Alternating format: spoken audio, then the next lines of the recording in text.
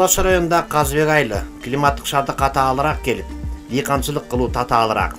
Андыктан негизги көңүл мал чарбасына бөлүнөт. Мына ушул айылда малды өстөрүнөн көбөйтүп, андан киреше таап иштеп жатышкан фермерлер аз эмес. Алардын бири Осмонов Бактыбегинибиз. Ал учурда бодо малга ылайыктап талапка жооп берген сарайларды салып, малдарын байлап сатып киреше табууда. Кышкы чилде күчүндө турса да, каарманыбыздын байлаган жылкылары эттүү. Анткени мурун мал жылуулугу жок жерлерге жатып арыктап, жазга эптеп эле жетсе, азыр каарманыбыздын көңүлү ток. Анткени салынган сарайы жылуу.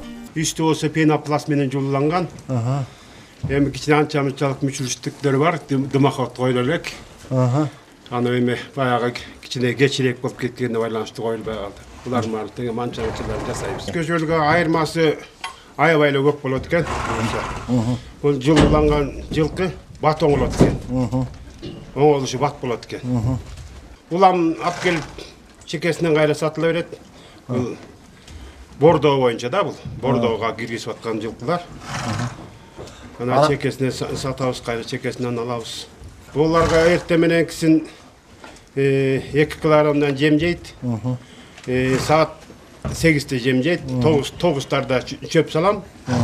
Кайра 1-де сугарам, 2-де чөп салам. Анан саат 6-да жем берем дагы 8-те чөп салам. Адыра берем. Эми ошондо жана бордоп сатып атабыз деп атпайсың, бордонун жолуна түшүп алдык депчи. Анан бул эми ошондо базарга алып барган мезгилдерде баалар кандай болот ата азыр эми? Баалар эми ар кандай баа, эми өстөрүнүн эмесине жара, көлөмүнө жараша болуп атат да эми. Жакшы эле буюрса, жакшы эле болуп атат.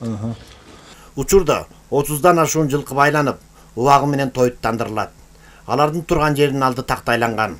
Сызга жаткан малга караганда тактайга жаткан мал тез эттенет экен. Ал эми чөп жана жем салынуучу акыр 90 сантиметрге чейин цементтен куюлган. Кыскасы жем чөп жеген жылкыларда кыйынчылык жаралбайт. Азыр колумда 36 жылкы багылып атат. Сарайдын усуну 21-40, туурасы 10-60. Акырлар болсо бийиктиги 90, ички бети 80, акырдын ортосу 50 сантиметр. Сарайдын шыбы жылууланып, терезелери талапка жараша коюлгандыктан күн бою 2 жолу желдендирилет. Антпесе малдын кыгы жылуу сарайда уулуу заттарды бөлүп чыгып, малда оору пайда болоорун билдик. Форточкалар деген, муну ачпаса желдебес. О жылкыга деген өтө ысыктын эле кереги жок. Нормалый таза аба болуп, эки жагынан шамалдап, маалын ачып, суук болгондо жаба коюп, ал эмес үйдү деле желдетип атпайбы. Анан форточкалар стандарт пластик форточкалар экен, бүтүп ачып коет экен, салкын болуп, сууктай түшүп катуу эметип баратса, жаба коет экен. Кайра ачып эле муну желдетип эле сонун багылып атыптыр. Жакшы могу жылкылар карабайсың. Алар деген бир эл алды, 2 элге чейин семирип калыптыр. Ушул сүрүнгөр, ушул кайным эми элдин баары ушул кайнымды туурап мен да сарай салайын деген ой болуп атат эми. Буй буйруп бир аманчылык болуп, ушу эл журтубузга тынччылык болуп, ушундай жакшылык болуп турса. Деги эле мээнеткеч адам кандай учур болбосун, жоктон бар кылып жакшы жашоого жолду ачып алат окшойт. Каарманыбыз да ушундай адам экенин бир тууган жездеси өз сөзүндө белгилеп өттү. Бактыбек болсо менин кайным болот, бир тууган кайным. Бул Бактыбек мына былтыр үй сарайын салып, муну ишке киргизип, былтыр bir ösünün bir 10 çaktı uyum baylap, bir 35'te uylardı, 70-80'den sattı baylap şu yerden. Bir 3 ay bayladı, ağır uylarına, sağın uylarına. Bir sürün görüp, jakşı oldu. Hemen bu yıl şu sarayını salıp, Жылкы sarayını salıp. Şu ösünün emgegiminen salıp, bu yıl büt görüp, o Жылкы baylap atadı.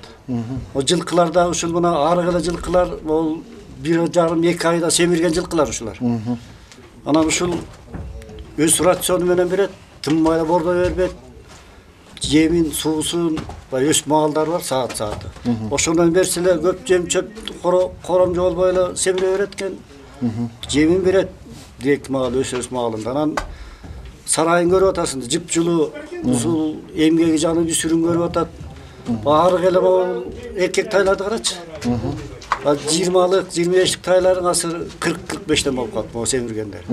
Ama ne bir iştese bolat eкен, onda jakşı mı oldu? Bu ösünçe bir elge dagı ösünçe сабак болуп атат. Элдин баары сарай сала баштады жагынан. Анын үстүнө кара коюнда аябай суукта. Кара коюндун суугуна деген бул илгери деген бир ат байласакчы. Атын 3 ай 4 айда деген жеген жемчөө суукта деген аяста жакшы семирбей жемчөө ичине текке кетип калчу. Анын үчүн жабыш керек. Бир далдага кепеге байлап, ары бери жетелеп аны кайра сугарып оюн салдырып анан кайра битке семирген этин кайра оюн салганда кайра таштап салчу. Анан могу кыймылдабай байланып турган жылкылардын деген бир айда жанагы бир бычак сырты кептенген жылкы, чоң ат. Бир айда бир эл семирет экен. Ушу жерде. Бүгүнкү күндө жылкылардан сырткары дагы бир сарайда уй баласы да байланууда. Башкага караганда азыр эркек торпок букалар 45-50 миңден кем эмес баада сатылат.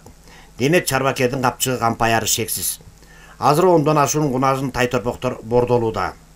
Дагы бир айта кетүүчү жагдай, сарайдын ичине суу чыгарылып, жылуулукту өлчөп туруучу жабдуу коюлган. Демек баардык шарт бар. Фермер малын базарга алып барбай эле үйүнө сатып жиберет экен. Анткени райондогу кардарларга бул жер белгилүү. Жылкыдан кечирээк оңолот. Жылкы бир ай 10 күндө оңола баштайт, эт алып оңолот. Булар уйлардыкы 3 айсыз оңола албайт экен. Анан эми мунун астын болсо пол кылганбыз. Пол болсо астынан өтүп боор нүшүп алып кетет. Ошон үчүн пол догонбуз. Бул сарайга 2 жыл болду буюрса. Үстү болсо стекловаттан тышталып, анан пенопласт менен астына абшыбайт эткенбиз. Үстү жылуу. Акыры жапсырак болуш керек. Булардын чөп жегенде да ички бети 50 сантиметр, сырткы бети 70 сантиметр. Ортосу 50. Сарай өзү кирпич менен салынган. Бышкан кирпичпи? Чийки кирпич. Чийки кирпич менен. Чийки кирпич менен салынган. Бүт колемге киптири. 8 уйду.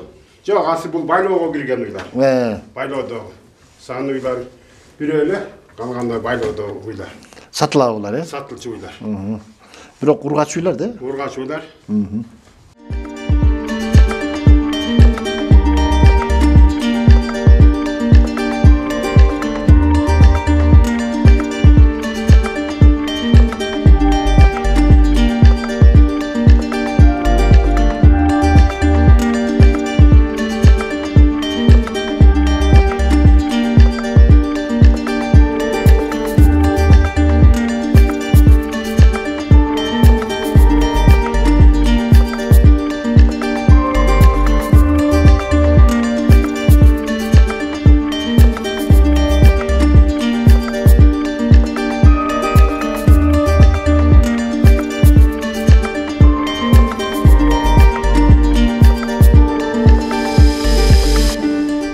Бактекпен эме классташым өтө көп. Классташ болобуз. Ушу мурундагы уккам ушундай болуп атат деп мурун бир келип кеттим эле. Ушу салынып аткан кездерде анан малдарды коюп атканда анан ушу биз да кызыгып, биз да ушундай бир нерсе кылсакпы деп анан келип кандай салды экен деп мурунда келип сарайды көрүп кеткенбиз.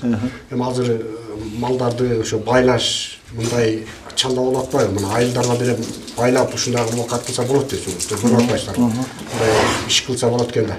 Анан мурун келип уйларды көрдүм эле, 10 күн эле мурун могу уйлардын баардыгы башкача болчу. Бүгүн 10 күндүн ичинде ушунчалык оңолуптур, жакшы ордуна келиптир. Аябай мага кызыгуу жаралып калды ушу досум ошол ушундай иш кылып аткан, мен да ушундай кылсамбы деген кызыгуу менен келип калдым да. Анан уйлардын астын караңыз, биз эми кыг эле салып коебуз да. Сарайлар бай жылуу болсун деп азыр карабайсызбы, астын баардыгын эме кылып коюптур, тактайлап коюптур. Анан сырткары могу эмелер аябай жакты, акырлары. Ушунун баардыгын көрүп, биз да ушундай бир иш кылсакпы деп ушундан баягы тажрыйба алып бир мына көрүп кетиш үчүн келдим да, бияка анан ал акыбарын сурап дегендей. Малдын да малдаязда бар дегендей, той тарбын жыйналбаса, аны бордоп бекер. Андыктан Бактыбектин үлүшкө алган 6 гектар жери бар. Андан сырткары ижарага далат. Жылына 1,5 миңден ашуун чөптү боолоп, тойтка коет. Ал сентябрь айынан май айына чейин жетет. Чөптү кара коюн талаларынан жыйнагандыктан күчтүү келип, малга жагымдуу болуп тезирден эрин айтып берди. Бул кашкабеде деп коет, кара коюндун чөбү күчтүү болот. Арпага чүйдүн эмесине, арпасына караганда бияктыкы чөбү күчтүү келет, аябай. Малды байласа деле болот. Малды байласа болот. Өсүмдүн үлүш жерим бар 6-30. гектар. 6 гектар 30 соток жерим бар. Аренда дагы 8 гектар аренда жерим бар.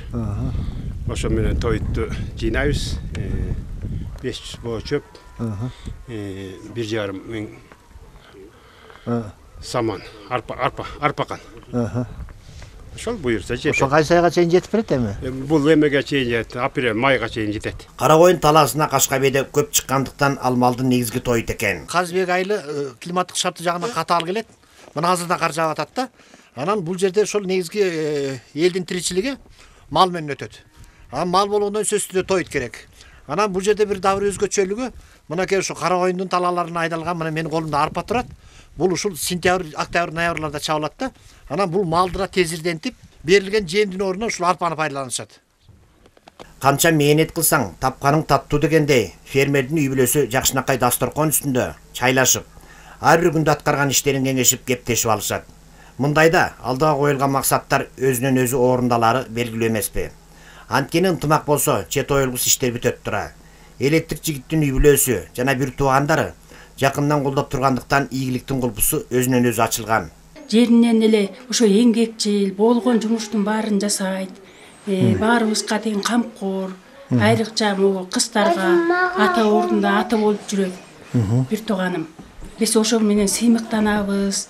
Мына бул жакта бул айыл жеринде деген бияк аябай катаал суук.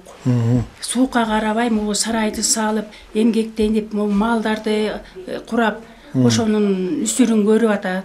Биз дайыма ошо инимде сыймыктанып жүрөбүз да, эмгекчил аябай. Бул туугандарда өз алдынча ыр жазууга кадам таштап калгандар да бар. Алсак, инибиздин жээни да таята тайынесин арнап ыр жаза коет. Биз ошол таланттуу жигиттин ырын дасторкон үстүндө уктук. Бул үйгө жээм болом. Бул айылды бир чекесин чойгон жакшы адамдар да эле. Ошол таятабызды ошол деңгээлге жеткирген ушул тайнебиз да болчу. Тайнебиздин көптөгөн салымы бар болчу. Ошол тайнебизге өсүн тирүүсүндө андан кийин дагы бир ырлардан жазып жүрөбүз. Ошондо бир чимереп бир жазган ырлардан бар эле, ошону бир окуй кетели, эскерип. Байланбасты минип алып сун алган, дала эгин талааларды сугарган, эшик үйүн экөөн бирдей аткарып, таятамдын даңкын тайнем чыгарган, орок оруп, оор жумушта көп жүргөн, олтуруп алып оюуларын көп чийген, оомин жаратканга жалынып, 10 баланы тарбиялап өстүргөн. Жаратканым жаткан жерин жайлуу кылсын, топурагын түбөлүккө майлуу кылсын, уул кызын өзүнө арнап дуа кылат, окуткан Курандарды кабыл кылсын. Ошентип, элеттеги мээнеткеч бул жакшы үй бүлөнүн жакшы жашоонун жолун ачып, башкаларга үлгү болгону бизди кубандырды.